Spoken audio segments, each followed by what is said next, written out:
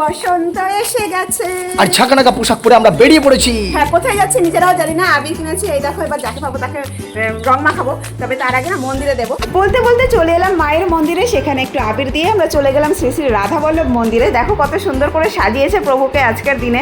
আর ও তো ভগবান শ্রী চৈতন্য মহাপ্রভুর পায়ে একটু আবির দিয়ে দিল, আমিও দিয়েছি, যদিও সেটার ক্লিপও নেয়নি। কিন্তু দেখো মন্দিরটা কত সুন্দর, শান্ত আর নিরিবিলি চারপাশটা।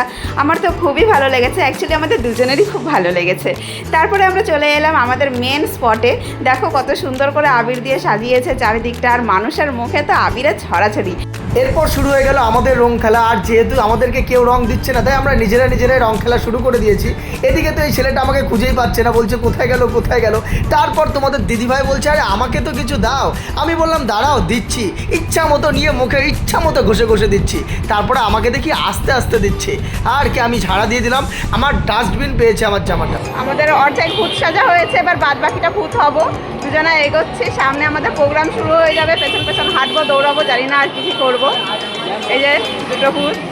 আর এদিকে দেখো ফ্রিতে আবির পেয়ে কেমন চুরি করা শুরু করে দিয়েছে দিনে দুপুরে। ওকে দেখে আরেকজনও তো শুরু করে দিল, সত্যি কি বলবো। আর দেখো কত সুন্দর গোপালকে নিয়ে যাচ্ছে, রাধাকৃষ্ণ সাজিয়েছে।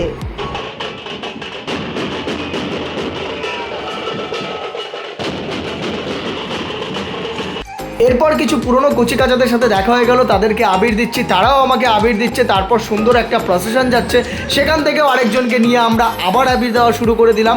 আর দারুণ একটা সময় কাটাচ্ছি, অনেক দিন পর দেখা হলো, গল্প করেই যাচ্ছি। লোকজন কত সুন্দর রং খেলছে, মানে একটা আলাদা অনুভূতি তৈরি হয়ে গেল।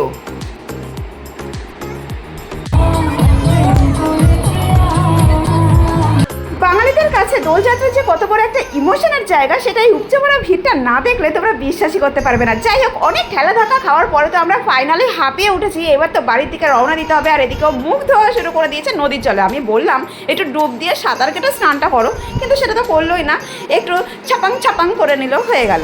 তো আজকের ভিডিওটি এখানেই শেষ করছি। যদি ভালো লাগে অবশ্যই লাইক, কমেন্ট, শেয়ার এবং সাবস্ক্রাইব করে আমাদের পাশে থাকবে।